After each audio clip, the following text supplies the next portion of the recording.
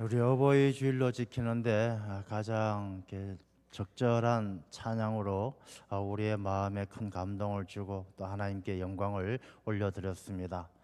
찬양을 들으면서 마치 저의 고백 같고 저의 이야기 같은 그런 느낌을 가졌습니다. 저는 어버이 주일 설교가 제일 어렵습니다. 저같이 불효막심한 놈이 또 이 어버이 주일 부모님에 관한 말씀을 전하고자 하니까 참 마음이 무겁습니다.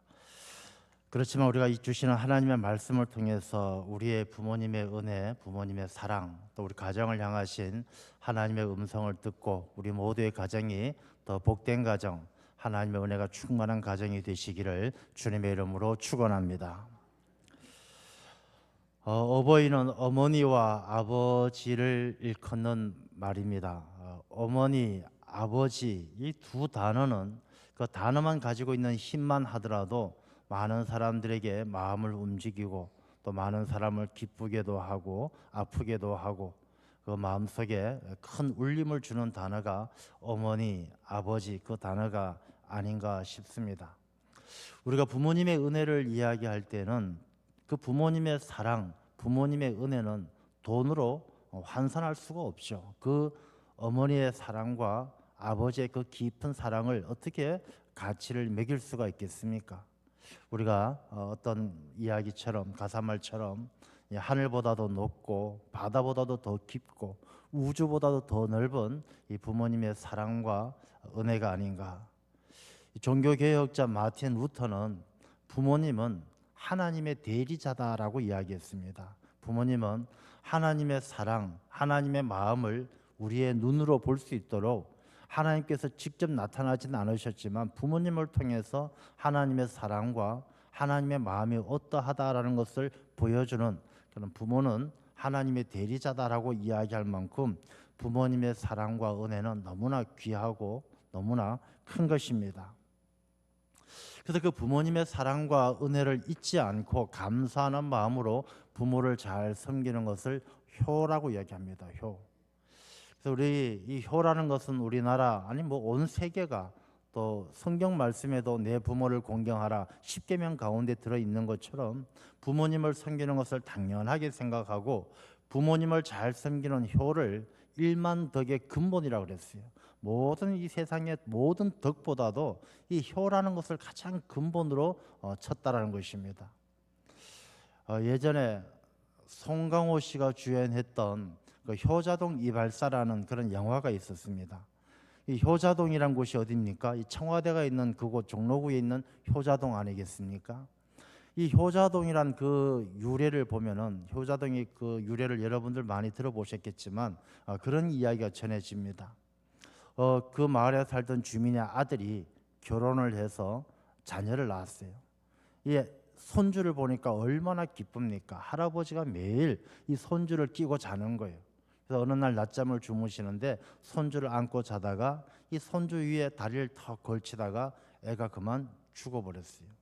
그래서 이 죽어버린 아들을 이 엄마 며느리죠. 며느리가 안고 남편에게 갑니다. 남편에게 여보 이러이러해서 우리 애가 죽었습니다. 이 남편 아들이 어떻게 합니까? 죽은 애 뺨을 막 때리죠. 이놈의 자식, 네 왜 쓸데없이 죽어가지고 할아버지 마음을 상하게 하냐 때렸더니만 그 애가 놀라가지고 깨어났다는 것입니다. 그 죽은 줄 알았던 애가 깨어나서 그 이야기를 들은 임금이 야, 그 참 효자다 해서 그 마을에 효자동이라는 이름을 하사했다는 것이죠. 그래서 저는 인터넷에 효자동이 얼마나 있는가를 찾아봤더니 효자동이 없는 데가 없더라고요. 전주에도 있고 포항에도 있고 춘천에도 있고. 이 전주에 있는 효자동을 이렇게 보니까 인동장씨라는 뭐 장씨성을 가진 분이 굉장히 많이 아팠대요. 많이 아파가지고 이제 병이 중했는데 그 인동장씨라는 그 어른이 자기가 죽기 전에 기러기 고기를 먹고 싶다고 그랬어요. 기러기 고기. 이 아들은 그 기러기 고기를 어디서 구하겠습니까? 그래서 정한수를 떠다 놓고 빌었어요. 아버지가 좀 기러기 고기 먹고 싶다는데 이 아버지 돌아가시기 전에 기러기 고기 좀 구할 수 있게 빌었어요. 그랬더니 어느 날 밤에 하늘에서 기러기가 뚝 떨어져 가지고 기러기를 잡아 먹었대요. 그래서 야, 이 마을이 효자다 해서 그 효자동이라고 하고 그 다음에 춘천에는 이름이 반희언이라는 사람인데, 반희언이라는 사람이 있는데 그 집에 이제 어머니가 많이 편찮으셔서 이 어머니를 병을 고쳐야 되겠는데 이 병 고칠 방법이 없어요. 그래서 이 자녀가 아주 지극정성으로 어머니를 모시다 보니까 이 꿈에 산신령이 나타나서 야, 어디 가면 산삼이 있다, 산삼 있는 곳을 알려주더랍니다. 그 산삼을 캐서 어머니 병을 고쳤다는 것이죠. 이 포항에 있는 효자동도 비슷한 이야기입니다. 포항에 있는 효자동은 그 어머니가 병이 드셨는데 이 5, 6월에 이 정도 되는 이 여름에 홍시를 먹고 싶답니다. 홍시. 그래서 홍시를 아무리 구하려니까 홍시를 구할 수가 없잖아요. 근데 저 멀리 어디에 홍시가 있다는 소문을 들었어요. 근데 너무 멀어서 갈 수가 없어서 끙끙 앓고 있는데 호랑이가 나타나서 이 사람을 태워가지고 홍시 있는 곳에 가서 홍시를 구해서 어머니가 먹고 나왔다는 것입니다. 뭐 이런 이야기들이 효자동이라는 이름을 가진 그 유래로 전해집니다. 그 이야기가 뭐 사실이든 아니든 간에 그만큼 부모를 잘 공경하는 게 너무 귀하고 본받을 만한 일이기 때문에 그런 이야기를 전해지지 않겠습니까? 우리가 성경에도 마찬가지입니다. 우리 신앙 기독교에도 부모를 공경하는 것은 굉장히 귀하게 여기는 것이죠. 십계명 가운데 내 부모를 공경하라. 성경 말씀에도 부모님을 공경하는 일에 대해서 많이 기록하고 있습니다. 에베소서 6장 1절 말씀을 같이 한번 읽어보겠습니다. 자녀들아 주 안에서 너희 부모에게 순종하라. 이것이 옳으니라.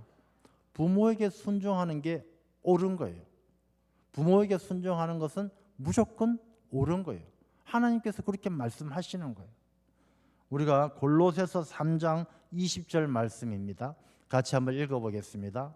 자녀들아 모든 일에 부모에게 순종하라. 이는 주 안에서 기쁘게 하는 것이니라. 부모님에게 순종하는 것은 주님 안에서 기쁘게 하는 거예요. 하나님도 기뻐하시는 거예요. 그래서 부모님을 공경하고 효도하는 것은 하나님 보시기에 옳은 일이고 기쁜 일이에요. 그래서 하나님께서는 이 부모님을 공경하는 것을 약속 있는 첫 계명이다. 내 부모를 잘 공경하면 너가 이 땅에서 장수하고 복되리라. 그렇게 말씀하셨어요. 그래서 부모를 잘 섬기고 공경하는 것은 하나님께서 주시는 축복의 문을 여는 일이에요. 여러분, 우리가 무슨 일을 하든지 금고 안에 어마어마한 보석이 들어있어요. 막 보석도 있고 현금도 있고 많은 금괴도 있어요. 근데 아무리 많이 들어있어도 그 문을 열지 못하면 소용없는 것이죠. 하나님께서 이렇게 많은 축복을 주시는데 그 축복의 문을 여는 것이 무엇이냐? 부모를 잘 공경하는 거예요. 하나님께서 이것이 약속 있는 첫 계명이라고 그랬어요. 부모님을 잘 섬기고 공경하는 자에겐 하나님께서 이 땅에서 장수하게 하시고 큰 복을 주신다. 그렇게 약속을 하셨습니다. 그런데 우리가 요즘 이 시대를 살아가는 많은 현대인들이 그렇게 이야기합니다. 사는 게 재미가 없다. 불안하다. 스트레스가 너무 많다. 요즘 사는 사람들이 살아가는 삶의 환경은 너무너무 좋아졌지만 이 삶의 만족도, 행복한 것은 예전보다 점점 못해지고 있는 것을 보게 되어집니다. 저는 많은 이유가 있겠지만 큰 이유 중에 하나가 우리가 가정이 옛날 같지 않고 가정이 큰 위기를 맞이했다는 데에서 한 원인을 찾을 수가 있습니다. 예로부터 가화만사성이라는 말이 있었던 것처럼 이 가정은 만덕의 기본이고 이 세상의 모든 것들은 모든 윤리의 근본이고 가정은 모든 우리의 화목함과 일이 잘 되는 것에 있어서 가장 기초가 되는 게 가정인데 이 가정이 흔들리는 거예요. 이 가정이 핵가족에서 이제 1인 독거 시대를 접어드는 것은 물론이거니와 가족들 간의 관계가 점점 단절되어져 가는 거예요. 그래서 미래학자 중에 어떤 분은 그런 이야기를 했습니다. 이 가정의 붕괴는 인류 문명의 몰락을 가져올 것이다.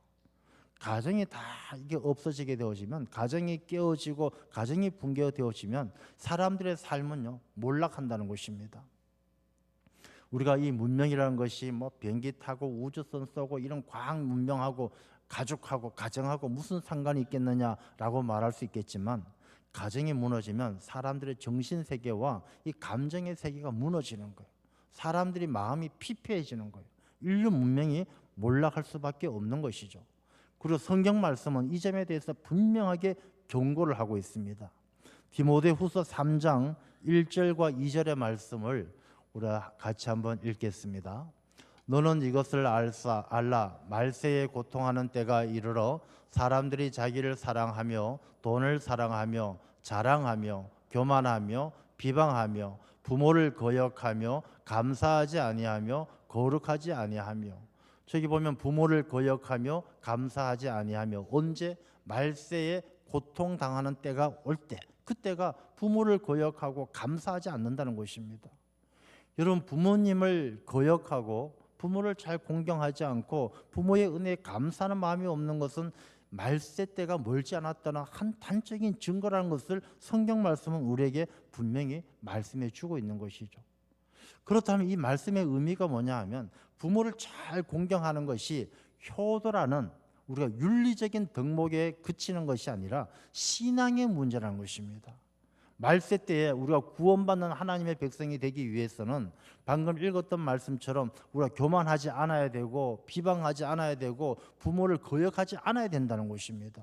그러니까 부모를 잘 공경하고 순종하는 것은 마지막 시대를 살아가는, 말세 때에 살아가는 신앙인들의 기본적인 자세다라는 것을 말씀하고 있는 것이죠. 여러분, 우리가 부모라는 것은요, 꼭 나를 낳아준 분들만 한정되지는 않습니다.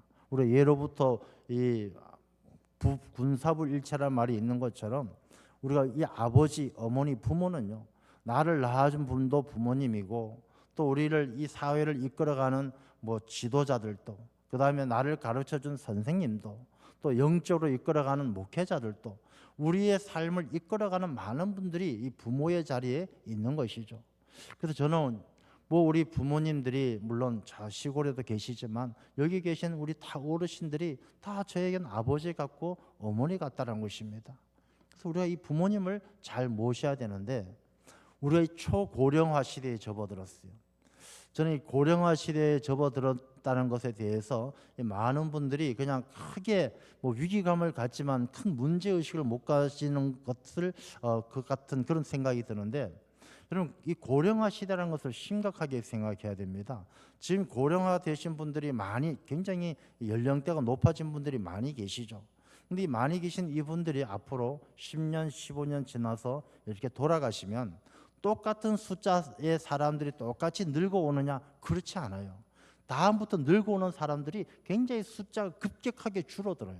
인구 절벽이라는 표현을 하듯이 지금 고령화 되신 어르신들이 돌아가시면 인구가 한순간에 급격하게 줄어드는 그런 때가 올 것입니다. 그래서 우리가 참 심각하게 우리가 이 인구 문제, 대한민국의 존립의 문제를 깊이 생각해야 되는데, 우리가 생각하는 것은 걱정은 많이 하지만 이 방법을 깊이 생각 못하는 것 같아서 좀 안타까운 마음이 있습니다.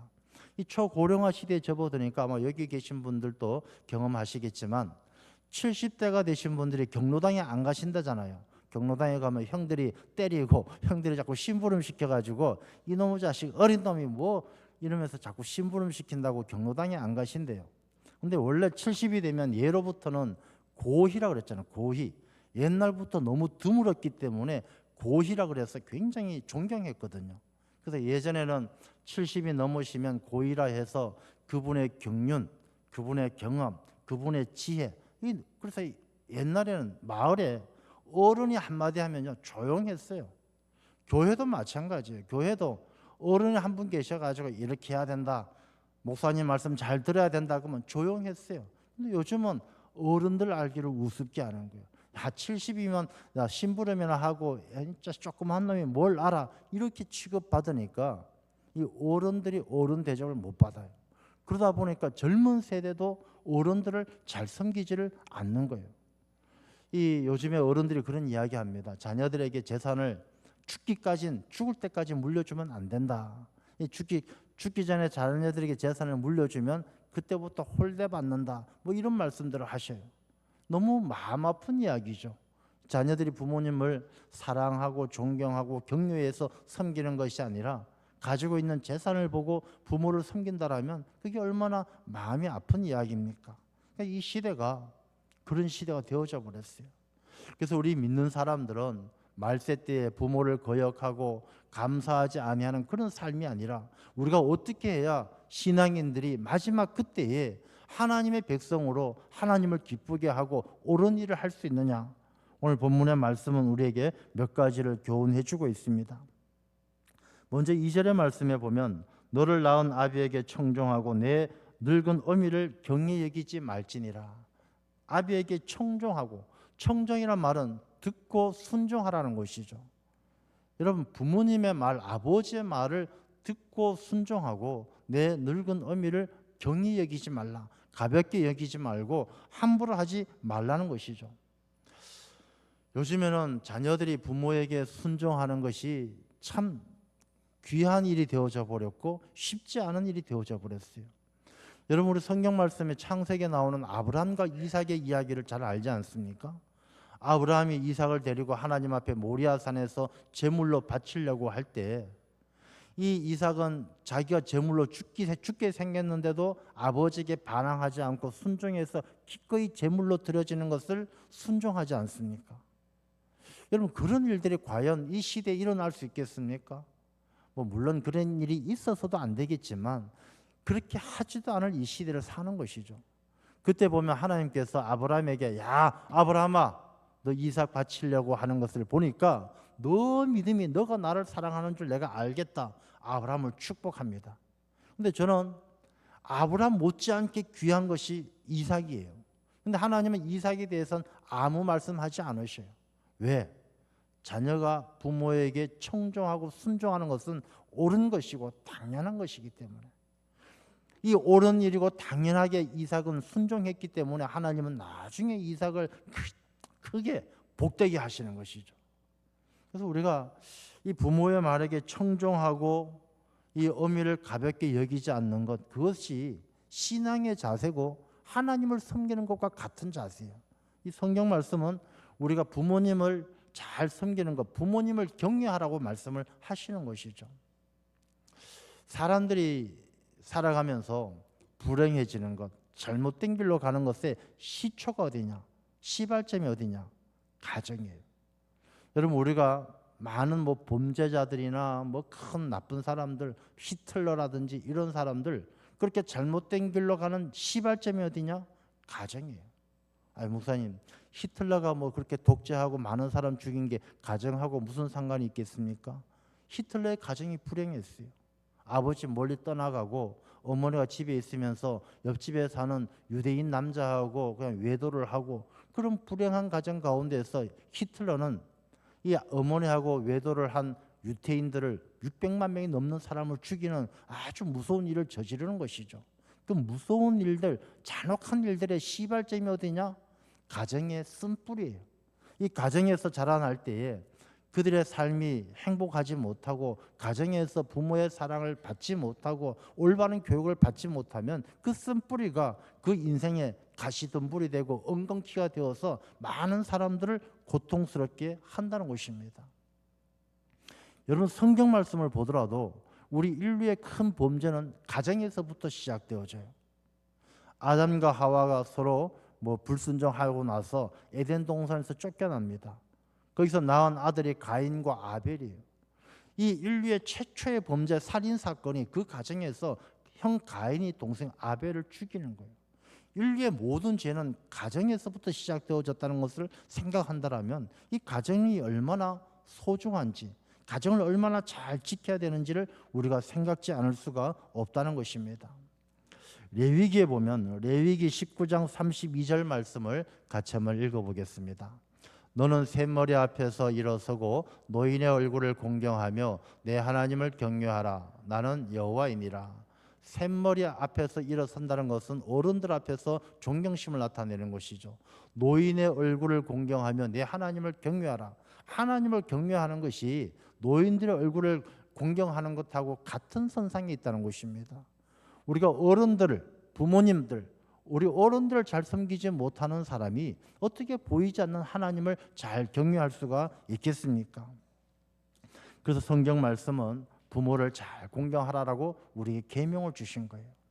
여러분, 공경한다는 것은 부모를 불쌍하게 여기는 거 아닙니다. 측은하게 여기는 것이 아닙니다. 이 부모님을 잘 공경한다는 것은 어떤 것이냐? 오늘 본문의 말씀 가운데 25절 말씀에 보면 내 부모를 즐겁게 하며 너를 낳은 어미를 기쁘게 하라. 부모를 즐겁게 하고 기쁘게 하라는 것이죠. 여러분, 즐겁게 하고 기쁘게 한다라는 것은 부모의 마음을 잘 살펴야 돼요. 여러분, 부모님이 뭘 즐거워하고 뭘 기뻐하는지를 알아야 되죠. 여러분, 부모님에게 돈 많이 갖다 주면 부모님 좋아합니까? 좋아하죠. 좋아하는데 그 돈이 만약에 아들이 도둑질해서 갖다 주는 돈이라면 부모님이 좋아할까요? 부모님이 그걸 알면은 땅을 치고 막 수치스럽고 부끄러워서 견딜 수가 없지 않겠습니까? 이 말씀은요, 부모님에게 돈을 많이 갖다 주는 그런 공경, 이 복양하는 것이 중요한 것이 아니라 부모의 마음을 헤아려서 부모님을 기쁘게 하고 즐겁게 하는 것이 진짜 효도다라는 것입니다. 여러분들 한 번쯤 들어보았을 법한 이야기죠. 이 효자 가운데 어떤 사람이 정말 옆 동네 효자가 아주 훌륭한 효자가 있다는 소문을 듣고 찾아가 보죠. 어떻게 효도하는가? 그 집에 가서 이게 바깥에서 지켜보니까 그 집의 효자가 밖에 나가서 나무를 한 짐 지고 들어옵니다. 집에 들어오니까 어머니가 쫓아나와서 나무찜을 받아줍니다.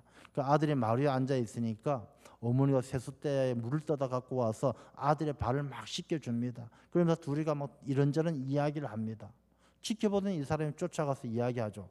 내가 당신이 효자인 줄 알고 와서 배우려고 왔는데 이게 뭐 하는 짓입니까? 어떻게 늙은 어머니가 당신 발을 씻기도록 내버려 두십니까? 이 효자가 이야기하기를 나는 효도를 잘 모릅니다. 그냥 우리 어머니가 즐거워하고 기뻐하는 일을 내가 할 수 있도록 늘 어머니 마음에 기쁨이 있도록 해드리는 것이지 난 효도를 잘 모릅니다. 이렇게 대답했다는 것이죠. 진짜 효도가 뭡니까? 우리가 돈 많이 벌어다 주고 뭐 즐거운 여행 보내주고 그게 아니라 어머니의 마음을 편하게 해드리고 아버지께서 기뻐하는 일 하는 것, 그게 진짜 효도 아니겠습니까? 오늘 이 본문의 말씀에도 바로 그 말씀을 하는 것이죠. 내 부모를 즐겁게 하며 너를 낳은 어미를 기쁘게 하라, 그렇게 말씀하는 것입니다. 그리고 말씀 가운데 보면요, 24절에 의인의 아비는 크게 즐거울 것이요 지혜로운 자식을 낳은 자는 그로 말미암아 즐거울 것이니라. 이 의인의 아비는 즐겁고 지혜로운 자식을 낳은 자는 그로 말미암아 즐겁다 그랬어요. 그래서 이 의롭다, 지혜롭다, 그것도 부모님은 즐겁다. 여기서 하나 생각해 볼 것은 이 효도라는 것은 부모님이 계실 때, 살아 계실 때 부모님이 기뻐하고 즐거워할 수 있을 때 하는 게 효도라는 것입니다. 돌아가신다면 하는 게 효도가 아니죠. 우리가 그 정철이라는, 조선시대 정철이라는 강원도 관찰사를 지내신 분이 계시죠. 그분이 훈민가라고 시조를 16개를 지어서 백성들에게 교육을 시켰어요. 그 16개 훈민가 가운데 첫 번째 나오는 것이 무엇입니까? 여러분들 다 잘 알고 있는 것처럼 어버이 살아실 때 섬기기를 다하여라. 지나간 후에 애달바 어이하리. 평생에 고쳐 못할 일이 이뿐인가 하노라. 그게 훈민가 16수 중에 첫 번째 시조죠. 무슨 말입니까? 부모님을 섬기는 것은 살아계실 때 해야 되지 돌아가신다면 애달봐서 그때 가서 후회해도 소용없다. 평생에 돌이킬 수 없는 게 바로 이것뿐이다. 그렇게 이야기하는 것이죠.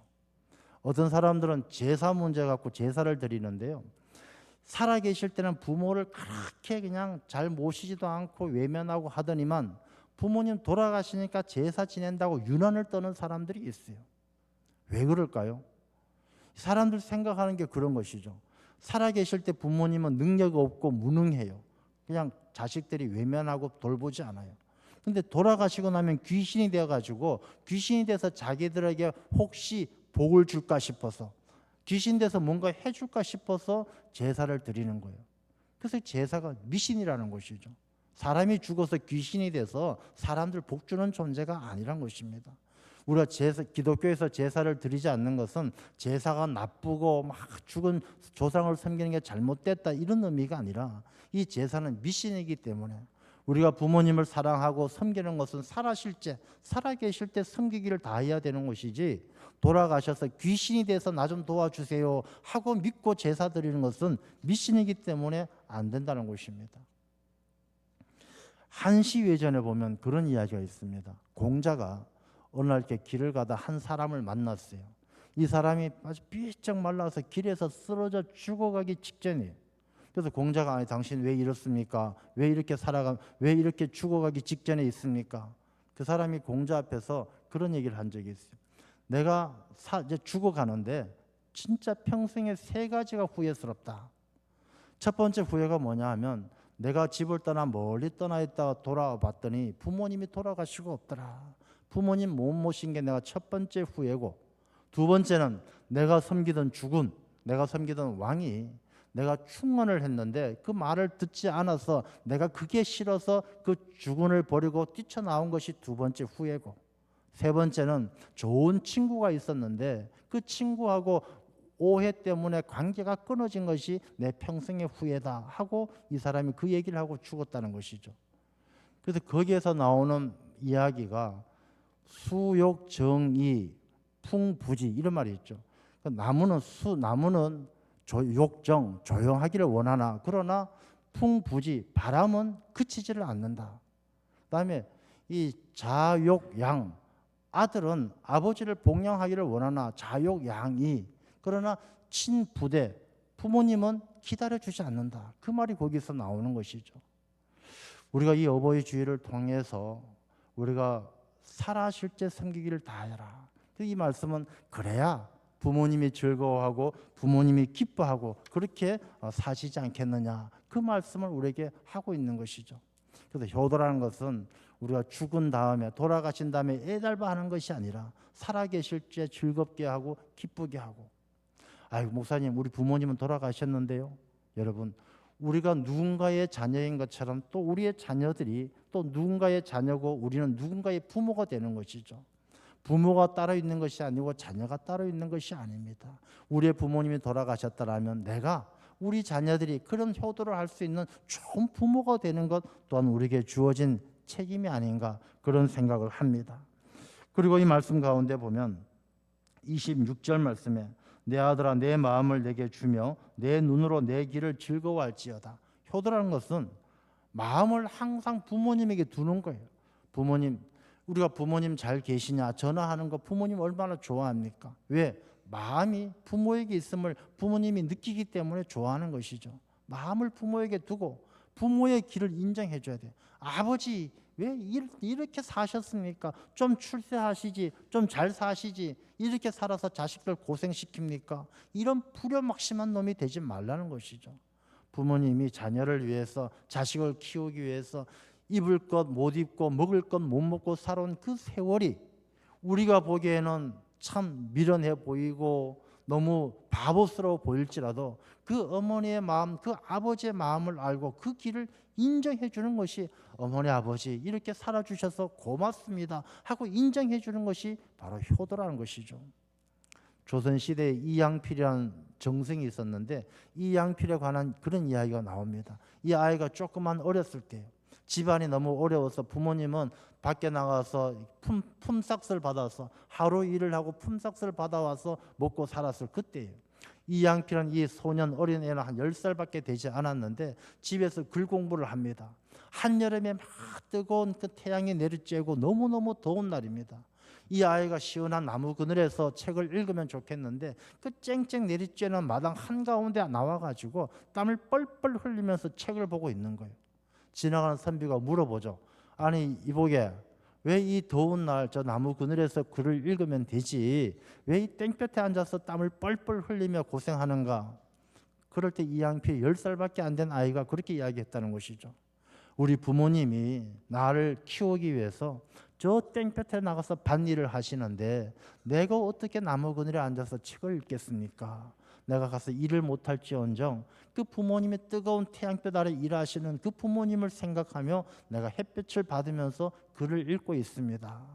오히려 물어보았던 그 선비가 부끄러웠다는 것이죠. 효도라는 것은 부모님에게 마음이 가 있는 거예요. 우리 부모님 너무 뜨거운데 너무 더운데 고생하신다. 나만 편하게 있을 수 없다라는 그 마음이 부모님과 함께하는 그 마음이 효도이죠. 이 반포지효라는 말이 있어요. 반포지효. 그 제가 이제 책을 보다 보니까 그런 내용이 나오는데 이 비둘기 지예가 있고 반포지효가 있대요. 그 비둘기 지예가 뭐냐 하면 비둘기의 예인데 비둘기는 모르겠어요. 제가 비둘기를 보면 엄마 비둘기, 새끼 비둘기 구분이 잘 안 가서 저는 확인을 못 하겠는데 그 이야기를 빌려보면 비둘기는 이 새끼 비둘기는 부모 비둘기보다 높은 나뭇가지에 앉지 않는데요. 그래서 이 부모가 나뭇가지에 앉으면 그 나뭇가지보다 낮은 데 앉는다는 것이죠. 이 비둘기조차도 부모를 섬길 줄 아는 예가 있다라는 거예요. 반포지효. 반포는 오히려 반대죠. 오히려 포 씹어 먹이다는 뜻이에요. 반포지 오히려 씹어 먹이는 효도를 한다는 것이죠. 이 까치가 길조고 까마귀를 흉조라고 그러죠. 근데 이 까마귀 흉조라고 천대받는 까마귀는요.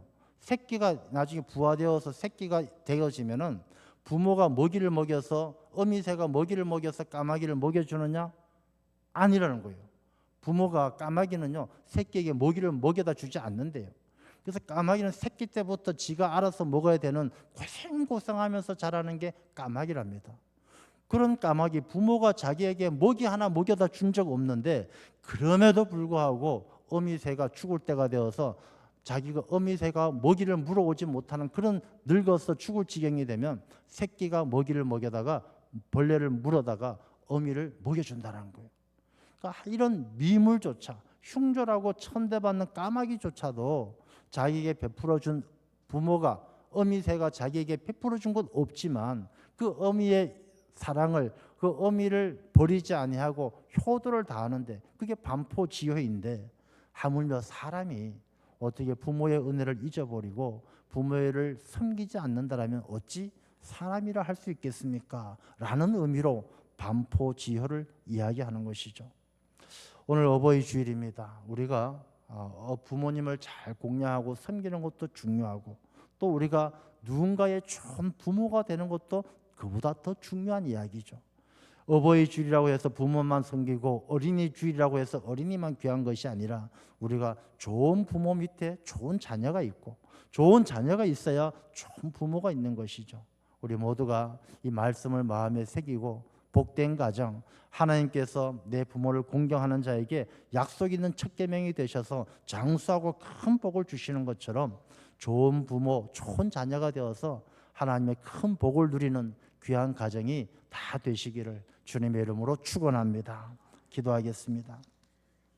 아버지 하나님 감사합니다. 어버이 주일을 통하여 부모님의 사랑과 은혜 또 좋은 자녀가 된다라는 것 하나님께서 옳게 생각하시고 하나님께서 기뻐하시는 것이 무엇인지 말씀을 통해서 깨닫게 하시니 감사합니다. 우리 모든 주의 백성들의 가정이 좋은 부모, 좋은 자녀, 복된 가정, 하나님을 기쁘게 하고 늘 옳은 일로 하나님을 영화롭게 하는 귀하고 복된 믿음의 가정들이 다 되게 하여 주옵소서. 예수님 이름으로 기도드리옵나이다. 아멘.